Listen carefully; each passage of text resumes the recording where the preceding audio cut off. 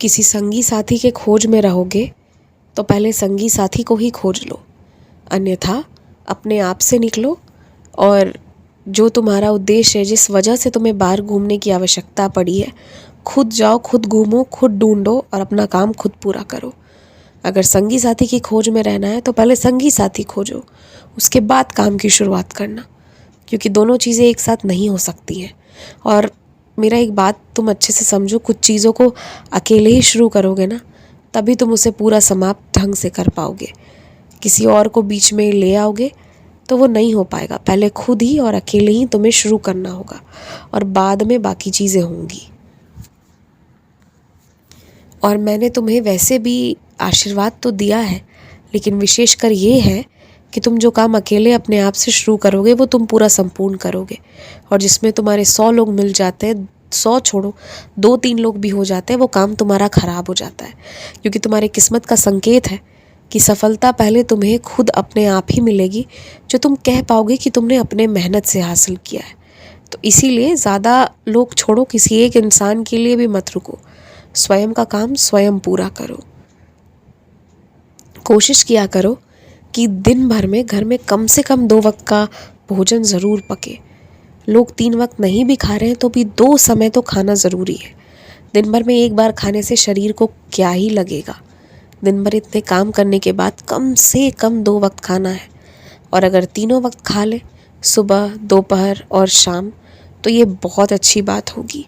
थोड़ा थोड़ा, जो जिन्हें लगता है कि नहीं वो 3 वक्त नहीं खा सकते, उनसे कहो 2 ही वक्त का आहार को थोड़ा बांट ले, उसी में से थोड़ा कम खाएं सुबह और थोड़ा कम खाएं शाम को, और बीच दोपहर में भी थोड़ा खा ले। इससे तीनों वक्त काम करने के लिए ऊर्जा मिलती रहेगी। और एक बात मैं तुमसे कहना चाहता हूँ कि तुम जो एक बार नाश्ता करने के बाद लंबे समय के लिए कुछ नहीं खाते हो ना, इसी में तुम्हें तेज़ भूख लगती है और फिर आंखों के सामने जो अच्छा बुरा हानिकारक जो भी दिखा सब खाने को तैयार हो जाते हो।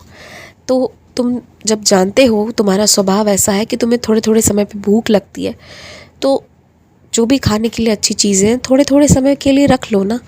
जो स्वास्थ्य के लिए अच्छा है थोड़े थोड़े समय पर खाते रहो, तो तुम्हें एकदम से एक वैसी भूख नहीं लगेगी और ना ही तुम फिर परेशान होगे और ना ही कुछ ऐसा वैसा बाहर का खाओगे जो नुकसान ही देता है अंत में। तो ये चीज़ का ज़रूर ध्यान रखो। और तुम पानी भी संपूर्ण मात्रा में, जितना तुम्हें बोला गया है, वो ज़रूर ग्रहण करो।